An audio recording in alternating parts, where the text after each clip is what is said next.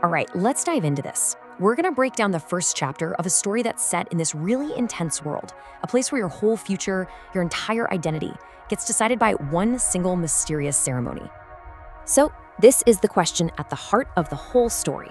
Imagine that. Your whole place in society, everything you're ever going to be, all comes down to one moment, one touch. And then, what if you're the one person whose touch could shatter everything? Okay, so before we really get into our main character, you gotta understand the world that's basically about to chew him up and spit him out. It's a society that's built around one single, unbreakable rule, the bonding rite. Get this, when you're just 9 years old, you have to go up to this thing called the Crimson Wall. And this isn't just some quaint tradition, it's a full-on transaction. You give a piece of your soul, your will, to the world, and in exchange, you get your place in it. It is the ultimate act of fitting in. And yeah, failing is not an option. So most kids, they offer up something foundational, strength, light, maybe a really important memory. These are the things their society is literally built on. But our protagonist, Kairen, he gives something else entirely: chaos. And yeah, with that one word, his fate is pretty much sealed. And that brings us to Kairen himself. I mean, from the second we meet him, it is crystal clear he is not like the other children.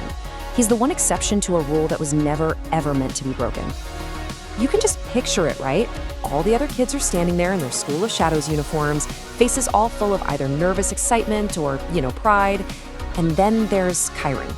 He's just apart, described as too thin, too pale, with his eyes always looking for a way out. But here's the thing that really sets him apart, this dangerous ability he has. The story calls it a curse, and for good reason.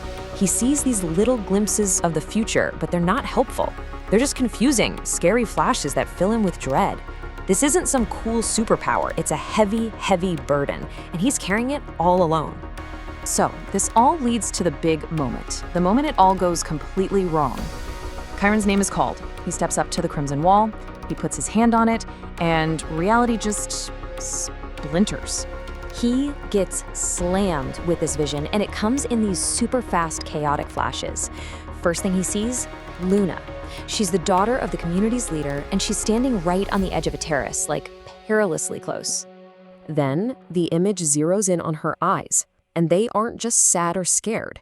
No, the description is full of darkness, super ominous. And then suddenly, there's movement. A hand shoots out and yanks her back from an abyss that isn't even there. A little moment of rescue in this otherwise terrifying vision. But the hand that saves her, it's his.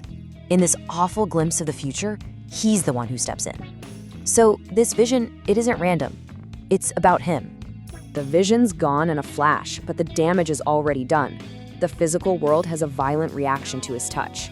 The Crimson Wall turns black, literally stained where his hand was. The memory crystals in the terrace don't just hum, they shriek. He didn't just give his will, he poisoned the wall. Well, the aftermath is, as you can imagine, swift and it is brutal. This isn't something you can just sweep under the rug. Kairen has to face the music, like right now. In the middle of all the chaos, Luna confronts him. She calls his touch a contamination, and Kairen's response, man, it is just heartbreaking. He doesn't even argue. He just kind of laughs in pain and says, I'm not a contamination. I'm just wrong. He already believes he's the problem. But Luna, she offers zero sympathy. Her reply is ice cold, absolute, and it basically defines the whole conflict of the story. The wrong ones don't touch the wall, they break it. In her eyes, in everyone's eyes, he's not just a failure. He's a threat to their entire way of life. And that's it. The hammer comes down that very day. He's kicked out of the School of Shadows, officially until stabilization. We all know what that means, right? It's that classic bureaucratic doublespeak for, you're gone, forever.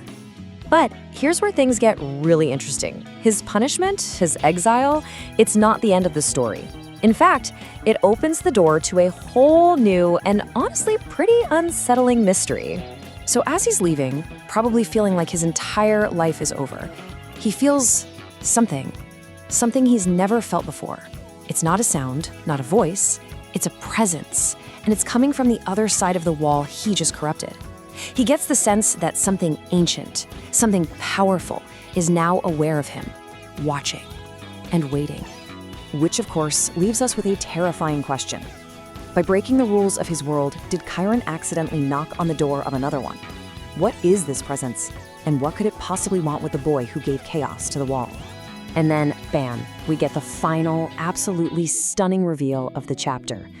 Deep inside the wall itself, in a cell nobody's seen for 100 years, Kairen's own father, a former guardian, feels his son's touch, and he knows exactly what it means. This wasn't just some failed ceremony. It was a signal. The end is coming.